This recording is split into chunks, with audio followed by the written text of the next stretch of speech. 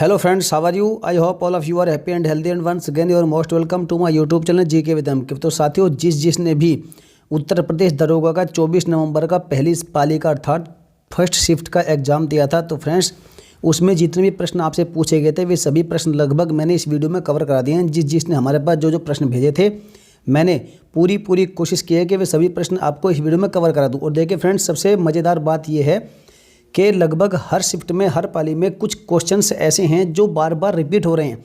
तो इसलिए जिन मेरे भाई बहनों का एग्ज़ाम आने वाले समय में है तो वो इस वीडियो को बिल्कुल ध्यान से पूर्वक देखना और प्रश्नों को नोट जरूर करना, और हो सके तो वीडियो को 2-3 बार रिपीट करके देखिए। तो चलिए friends, no time wasting, no बकवास, सीधे क्लास। तो साथियों, पहला प्रश्न आपसे पूछा गया था कि मूल प्रस्तावना में कौन सा शब्द नहीं था। तो देखिए, मूल प्रस्तावना जो थी, मूल प्रस्तावना थी, जब हमारा संविधान लागू हुआ था, जब बना था, तो उसी को मूल संविधान कहा गया है। और उसी समय पे जो प्रस्तावना थी, जो प्रियम्बल था, तो उसी को मूल प्रियम्बल कहा गया है। तो आपसे पूछा गया था कि उसमें कौन सा शब्द नहीं था, तो आपको कुछ शब्द दिए गए होंगे, तो उनमें से 1 या 2 शब्द नहीं होगा उसमें से। तो देखिए, जो इसमें समाजवादी है, धर्मनिरपेक्ष और अखंडता, ये शब्द इसमें बाद में जोड़े गए थे। कब? 1976 में हुए जो 42वां संविधान संशोधन अधिनियम था, उसके द्वारा ये प्रेमबल में जोड़े गए थे 3 शब्द। कौन कौन से? समाजवादी, धर्मनिरपेक्ष और अखंडता। और आपसे या तो फिर ये शब्द या कुछ और आपको दिया गया होगा विकल्प में, ये क्या क्या दिया था वो आप हमें कमेंट करके बताइएगा कि क्या क्या विकल्प में था। तो देखिए फ्रेंड्स, जो हमारी प्रेमबल है उसमें उल्लेखित कौन कौन सा सामाजिक, आर्थिक और सामाजिक न्याय का आदर्श, ये 1917 की रूसी क्रांति से लिया गया है। जबकि जो संविधान के प्रस्तावना में वर्णित स्वतंत्रता, समानता और बंधुत्व का विचार है, ये फ्रांसीसी क्रांति जो कि 1789 से 1799 के बीच में हुई थी, यहाँ से लिया गया। और मैंने आपके इसके बारे में आपको बता ही दिया है। तो चलिए फ्रेंड, नेक्स्ट क्वेश्चन आपसे पूछा गया था। हाँ देखिए, आपके लिए मैंने बड़े ही अच्छे तरीके से प्रस्तावना भी यहाँ पर पूरी लिख दी गई है, आप ध्यान से पढ़ लीजिए। हम भारत के लोग भारत को एक संपूर्ण प्रभुत्व संपन्न समाजवादी पंथ निरपेक्ष लोकतंत्रात्मक गणराज्य बनाने के लिए तथा इसके समस्त नागरिकों को सामाजिक, आर्थिक, राजनीतिक न्याय, विचार, अभिव्यक्ति, विश्वास, धर्म और उपासना की स्वतंत्रता, प्रतिष्ठा और अवसर की समता प्राप्त करने के लिए उन सब में व्यक्ति की गरिमा और राष्ट्र की एकता, अखंडता सुनिश्चित करने वाले बंधुता को बढ़ाने के लिए दृढ़ संकल्पित होकर अपनी संविधान सभा से में आज दिनांक 26 नवंबर 1949 ईस्वी मिति मार्गशीर्ष शुक्ल सप्तमी संवत 2006 विक्रमी को एतद द्वारा इस संविधान को अंगीकृत, अधिनियमित और आत्मार्पित करते हैं। ये हमारे संविधान की प्रियम्बल है, और जिसमें कि बाद में शब्द जोड़े गए थे। कौन कौन से मैंने आपको बता दिया है, कौन कौन से इसमें 3 शब्द जोड़े गए थे, समाजवादी, पंथ निरपेक्ष और लोकतंत्र, ये शब्द इसमें बाद में जोड़े गए थे। तो चलिए फ्रेंड्स, आगे बढ़ते हैं। अगला क्वेश्चन आपसे पूछा गया था कि घरेलू हिंसा से महिला संरक्षण अधिनियम कब पारित हुआ था। तो ये पारित हुआ था आपका 2005 में, और ये लागू हुआ था 26 अक्टूबर 2006 से। कब पारित हुआ था? 2005 में, और लागू हुआ था आपका 26 अक्टूबर 2006 से। घरेलू हिंसा के खिलाफ जो महिला संरक्षण अधिनियम है वो पारित हुआ था। नेक्स्ट क्वेश्चन था कि राज्यपाल की नियुक्ति कौन करता है। तो बार बार मैंने आपको रिपीट किया है कि राज्यपाल की नियुक्ति कौन करता है। तो भैया, अनुच्छेद 155 के अनुसार राज्यपाल की जो नियुक्ति है वो करता है राष्ट्रपति, और राष्ट्रपति के द्वारा ही राज्यपाल नियुक्त किए जाते हैं। चलिए, अगला क्वेश्चन आपसे पूछा गया था कि विधानमंडल के विश्रांति काल में अध्यादेश प्रख्यापित करने की राज्यपाल की जो शक्ति है वो किस आर्टिकल में उसका उल्लेख किया गया। तो उसका उल्लेख किया गया आर्टिकल 213 में। और मैंने बार बार बताया कि ये क्वेश्चन भी बार बार रिपीट हो रहा है कि जब विधानमंडल, जो राज्य का विधानमंडल, जब उसका विश्रांति काल होता है, जब विधानसभा नहीं चलती, समय नहीं होता विधानसभा चलने का, तो उस समय पर जो अध्यादेश जारी करता है राज्यपाल, तो वो शक्ति उसकी किस आर्टिकल में दी गई है। तो आर्टिकल है 213। जबकि राष्ट्रपति की बात करें तो भाई साहब, आर्टिकल जो 1, 2, 3 है, आर्टिकल 123 है, वो संसद के प्रशांति अर्थात विश्रांति काल में अध्यादेश प्रख्यापित करने की राष्ट्रपति की शक्ति का उल्लेख है आपका आर्टिकल 123 में। चलिए, नेक्स्ट क्वेश्चन आपसे पूछा गया था कि आईटी एक्ट के किस धारा के तहत हैकिंग अपराध माना गया है। तो वो आईटी एक्ट है आपका 2008 की धारा है 43A और धारा है 66। और देखिए फ्रेंड्स, एक्स्ट्रा फैक्ट है कि इलेक्ट्रॉनिक माध्यमों से सेक्स या अश्लील सूचनाओं को प्रकाशित या प्रसारित करने के लिए दंड का प्रावधान किया गया है किसमें? धारा 67A में। जबकि इलेक्ट्रॉनिक माध्यमों से ऐसी आपत्तिजनक सामग्री का प्रकाशन या प्रसारण जिसमें बच्चों को अश्लील अवस्था में दिखाया गया हो, वो धारा है आपकी 67B। चलिए आगे बढ़ते हैं, और भी धाराओं का जिक्र कर लेते हैं। कंप्यूटर या अन्य किसी इलेक्ट्रॉनिक गैजेट से चोरी की गई सूचना को गलत तरीके से हासिल करने के लिए दंड का प्रावधान किया गया धारा 66B में। जबकि किसी की पहचान चोरी करने के लिए दंड का प्रावधान इसमें किया गया धारा 66C में। और अपनी पहचान छुपाकर कंप्यूटर की मदद से किसी के व्यक्तिगत डेटा तक पहुंच बनाने के लिए दंड का प्रावधान किया गया धारा 66D में। जबकि किसी की जो प्राइवेसी है, निजता, उसको भंग करने का दंड का प्रावधान किया गया है धारा 66E में। और साइबर आतंकवाद के लिए दंड का प्रावधान है 66F में। जबकि आपत्तिजनक सूचनाओं के प्रकाशन से जुड़े जो प्रावधान जितने भी हैं वो धारा 67 में दिए गए हैं। ये सभी धाराएं मोस्ट इंपोर्टेंट, सभी धाराओं को याद कर लेना, एक ना एक धारा अवश्य पूछी जा रही है हर पाली में, इसलिए सभी धाराएं ये इस प्रकार की मोस्ट इंपोर्टेंट है। खासकर जो साइबर क्राइम है उससे संबंधित जितनी भी धाराएं हैं उन सभी को तो आप घोट कर पी जाइएगा। चलिए फ्रेंड्स, नेक्स्ट क्वेश्चन है आपसे पूछा जो गया था कि अधिवक्ता जो महाधिवक्ता होते हैं उसका कार्यकाल कितना होता है। राज्य का महाधिवक्ता होता है, आप सभी जानते हैं। तो भाई साहब ये राज्यपाल के प्रसाद पर्यंत तक होता है। कहने का मतलब है कि राज्यपाल जब चाहे इन्हें नियुक्त कर सकता है, राज्यपाल जब चाहे इन्हें हटा सकता है, जितना चाहे इनका कार्यकाल फिक्स कर सकता है। तो वो सब राज्यपाल के ऊपर डिपेंड करता है। उसी प्रकार से यदि हम सेंटर की बात करें, केंद्र की बात करें, तो भाई साहब देश की बात करें तो महान्यायवादी जो होता है तो उसका भी कोई निश्चित कार्यकाल नहीं होता, इसलिए वह भी राष्ट्रपति के इच्छानुसार कार्य करता है। अर्थात कह सकते हैं कि राष्ट्रपति के प्रसाद पर्यंत कार्य करता है। जबकि राज्य की बात करें तो यहाँ पर आपका जो राज्यपाल होता है वो महाधिवक्ता का कार्यकाल उसी के प्रसाद पर्यंत होता है। अर्थात उसकी इच्छा के ऊपर डिपेंड करता है कि वह कितना उसका कार्यकाल फिक्स करे या फिर कितनी देर तक उसे रखे, कितना देर तक उसे कब उसे हटा दे। चलिए, सभी फैक्ट्स मोस्ट इंपोर्टेंट है। नेक्स्ट क्वेश्चन आपसे पूछा गया फ्रेंड्स कि विधि के समक्ष समानता का अधिकार किस आर्टिकल में है। तो देखिए, मोस्ट इंपोर्टेंट क्वेश्चन है। आपके जो मूल अधिकार है, मौलिक अधिकार, तो वे सभी मोस्ट इंपोर्टेंट है। कोई ना कोई आप मौलिक अधिकार आपसे क्वेश्चन परीक्षा में पूछा जाता है। तो वो आर्टिकल है 14। आर्टिकल 14 में कानून के समक्ष समानता शब्द कहाँ से लिया गया है। तो भाई साहब ये आपका इंग्लैंड से लिया गया, ये भी याद रखिएगा, बहुत बार पूछा जाता है। और इंग्लैंड यदि शब्द नहीं हो तो वहाँ पर यूके होगा, यूनाइटेड किंगडम। तो ये दोनों फैक्ट याद रखिएगा। भारत का जो प्रथम नगर निगम है वो कब स्थापित किया गया था, आपसे पूछा गया था। तो वो स्थापित किया गया था सन 1687 ईस्वी में। कहाँ पर? मद्रास नगर निगम जो था ये भारत का स्थापित पहला नगर निगम है। चलिए, अगला क्वेश्चन आपसे धुआं पूछा गया था कि मौलिक अधिकार कौन सा नहीं है। देखिए, आपको कोई एक मौलिक अधिकार दिया गया होगा जो मौलिक अधिकार नहीं हो, तो इसलिए फ्रेंड्स याद रखिएगा। और हो सकता है कि आपको विकल्प में जो मौलिक अधिकार अभी हटा दिया गया है, संपत्ति का अधिकार, शायद हो सकता है कि वो आपको विकल्प में दिया गया होगा जरूर, और उसका विकल्प होगा। तो साथियों, मैंने जितने भी मौलिक अधिकार फिलहाल हैं 6, उन सभी को यहाँ पर लिख दिया गया। सभी को आप पढ़ लीजिएगा कि कौन सा मौलिक अधिकार किस आर्टिकल से संबंधित है। और याद रखिएगा, जो संपत्ति का अधिकार है इसको वर्ष 1978 में 44वें संविधान संशोधन जो 44th अमेंडमेंट एक्ट हुआ था, कब? 1978 का। तो उसके द्वारा, उसके माध्यम से आर्टिकल 300A के अंतर्गत मौलिक अधिकार से इसे कानूनी अधिकार में बदल दिया गया है। तो ये इंपॉर्टेंट फैक्ट है। और शायद मेरे ख्याल से विकल्प में यही दिया गया होगा, जो कि मौलिक अधिकार अब नहीं रहा, पहले था 1978 से पहले। नेक्स्ट क्वेश्चन जो आपसे पूछा गया था कि G20 समिट 2020 की थीम क्या थी। तो इसकी थीम थी क्या? Realise opportunities of the 21st century for all. और G20 जो है ये 20 वित्त मंत्री और सेंट्रल बैंक के गवर्नर्स का एक समूह है, ग्रुप है। और summits for of state leaders, अर्थात जितने भी देशों के जो प्रमुख अध्यक्ष होते हैं उनके लीडर्स का एक ये समिट है, सम्मेलन है।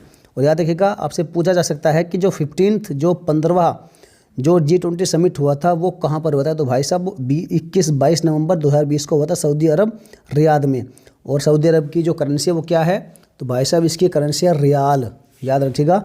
और 16वां जो सम्मेलन था, समिट था, वो आपका रोम, इटली में। और 17वां ये कब हुआ था? ये फ्रेंड्स 2021 में हुआ था, 2021 में। और 2022 में होगा बाली, इंडोनेशिया में 17वां। और 18वां होगा 2023 में भारत में। ये बड़ा ही मोस्ट इंपॉर्टेंट है भारत वाला, क्योंकि आपसे आने वाले समय में जो भारत में समिट होगा, सम्मेलन होगा G20 का, उसके बारे में 100% पूछा जा सकता है। इसलिए छाप लीजिएगा भाई साहब। 18वां जो 2023 में होगा वो होगा भारत में, और 17वां होगा बाली, इंडोनेशिया में, और 16वां हुआ रोम, इटली में 2021 में। चलिए, नेक्स्ट क्वेश्चन फ्रेंड्स आपसे जो पूछा गया है कि राष्ट्रीय खाद्य सुरक्षा अधिनियम कब पारित हुआ था। तो भैया ये पारित हुआ था 10 सितंबर 2013 को। और याद रखिएगा, भूमि अधिग्रहण जो अधिनियम था ये 2013 की धारा 10 जो है ये खाद्य सुरक्षा के लिए एक विशेष उपबंध है। चलिए, नेक्स्ट क्वेश्चन जो आपसे पूछा गया था कि स्वतंत्रता के बाद भारत के प्रथम मुख्य न्यायाधीश कौन थे। तो फ्रेंड्स बार बार ये भी क्वेश्चन आपका रिपीट हो रहा है। तो ये थे हरिलाल जे कानिया, जो कि हरिलाल जे कानिया ये स्वतंत्रता के बाद भारत के पहले मुख्य न्यायाधीश थे और 26 जनवरी 1950 से 6 नवंबर 1951 तक रहे थे। और वर्तमान में कौन है जो 48वें हैं, वो है NV रमन्ना, जो 48वें भारत के मुख्य न्यायाधीश हैं फिलहाल में वर्तमान में। नेक्स्ट क्वेश्चन था कि किसानों की आय दोगुना करने का लक्ष्य किस वर्ष तक रखा गया है। तो भाई साहब वो रखा गया है 2022 तक। ये भी क्वेश्चन बड़ा ही ज़बरदस्त है, धुआं प्रश्न है। और वर्ष 2016-17 के आम बजट में सरकार ने किसानों की दशा सुधारने के लिए उनकी आमदनी को वर्ष 2022 तक दोगुना करने का लक्ष्य रखा था।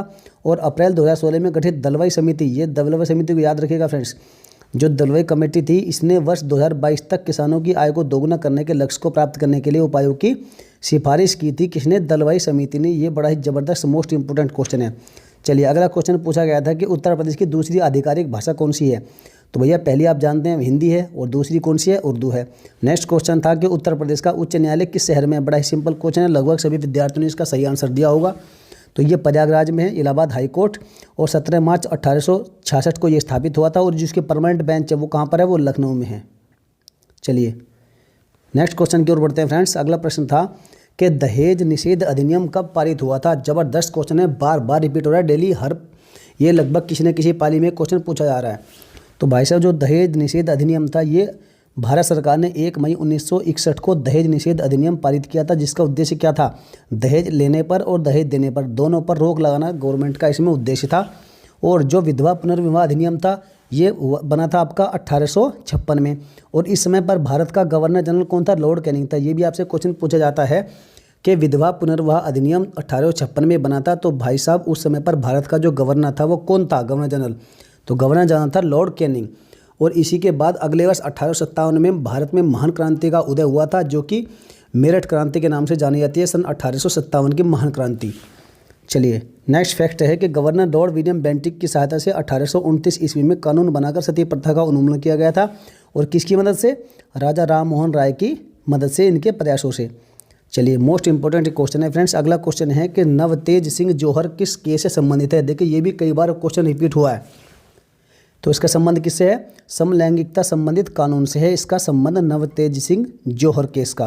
और याद रखिएगा जो समलैंगिकता है, जो होमोसेक्सुअली है, इसको अवैध बताने वाली IPC की धारा 377 की वैधता पर सुप्रीम कोर्ट ने 2018 को एक अहम फैसला सुनाया था। और क्या फैसला था?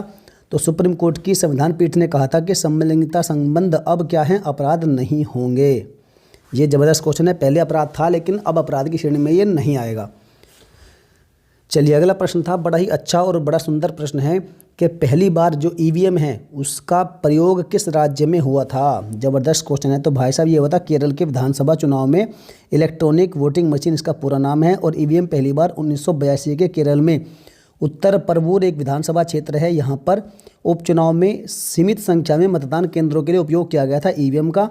और MB हनीफा जो प्रथम भारतीय थे जिन्होंने 1980 में क्या EVM का आविष्कार किया था। और उसके 2 वर्ष बाद 1982 में इसका प्रयोग किया गया था पहली बार केरल के उत्तर परवूर विधानसभा क्षेत्र में। और याद रखिएगा इलेक्ट्रॉनिक वोटिंग मशीनों का जो उपयोग है ये भैया 2014 के बाद से भारत के सभी आम और राज्य विधानसभा चुनाव में ये किया जा रहा है, इसका प्रयोग लगातार EVM का। चलिए नेक्स्ट क्वेश्चन था जो आपसे पूछा गया था कि सेंट्रल फोरेंसिक लाइसेंस लेबोरेटरी कहाँ पर है। तो भाई साहब ये आपकी कहाँ पर है? देखिए भारत में कुल 7 सेंट्रल फोरेंसिक लेबोरेटरी है। कहाँ कहाँ पर है? हैदराबाद, कोलकाता, चंडीगढ़, नई दिल्ली, गुवाहाटी, भोपाल और पुणे।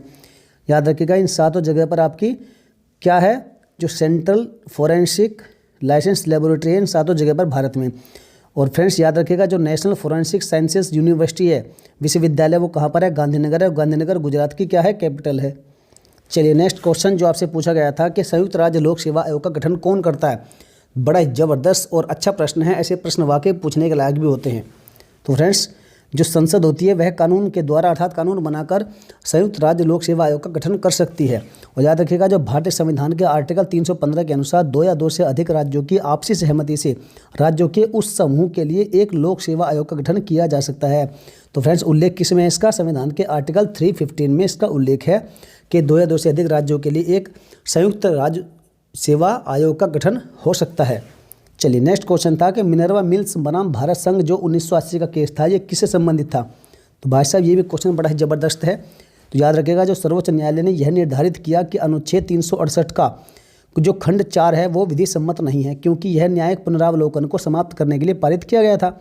और न्यायिक पुनरावलोकन का सिद्धांत संविधान का आधारभूत लक्षण है। यह प्रकरण संविधान के 42वें संविधान की संवैधानिकता से जुड़ा हुआ है। ये बड़ा ज़बरदस्त फैक्ट है। चलिए अगला प्रश्न जो था आपसे पूछा गया था कि पारे से होने वाली बीमारी मिनीमाता किस देश में फैली थी? तो भैया ये जापान में फैली थी। और जापान में ही जो जापान का क्यूशू है, क्यूशू द्वीप है, तो भैया इसी पर जो है एक मिनीमाता शहर है और इसी के नाम पर इसका नाम रखा गया था मिनीमाता बीमारी। और ये सबसे पहले जापान के मिनीमाता में से ही फैली थी। और किशोर की आयु कितनी होती है, अर्थात जो किशोर होता है उस कितनी उम्र के बच्चे को हम किशोर कह सकते हैं? तो भाई साहब जो 18 वर्ष से कम उम्र के बालक होते हैं उनको किशोर माना जाएगा, वो किशोर की कैटेगरी में आएंगे। और याद रखिएगा जो किशोरावस्था होती है वो 12 वर्ष से 18 वर्ष के बीच में हम बोलते हैं किशोरावस्था को। चलिए नेक्स्ट क्वेश्चन आपसे पूछा गया था कि हेपेटाइटिस रोग किससे होता है? तो भैया जो हेपेटाइटिस रोग होता है वो होता है वायरस से, जिसे हम विषाणु भी कहते हैं। और याद रखिएगा वायरस जनित जो रोग की ट्रिक है वो ट्रिक बड़ी ज़बरदस्त है। याद रखिएगा रेखा हमें हिट करके पोइचे अर्थात पीछे छोड़ गई।